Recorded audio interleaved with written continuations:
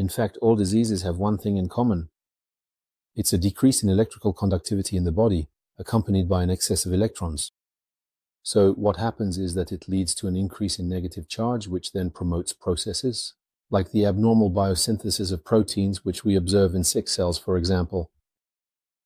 So, what you need to know is that specific sound vibrations, like 36 Hz, 191.14 Hz, or the water's resonance frequency at 429.62 Hz, will act by resonance and restructure the water molecules in the body. As a result, these frequencies influence the magnetic polarity of the cellular environment, and they can act directly as electron regulators, which will facilitate their circulation in the cells and thus optimize their functioning. As a solvent, polarity will obviously play an essential role in these mechanisms. The polarity of the radicals of the amino acids, which can be hydrophilic or hydrophobic, will determine the interaction between water molecules and proteins, and it will directly impact the structure and functions of these molecules.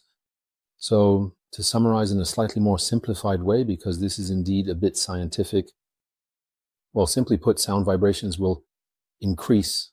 Electrical conductivity in the cells is a bit like the release of nitric oxide. This increase will help regulate biological processes and thus counter the pathological effects related to diseases. This will significantly reduce the activity or viability of sick cells, like in the case of certain forms of cancer or infectious diseases.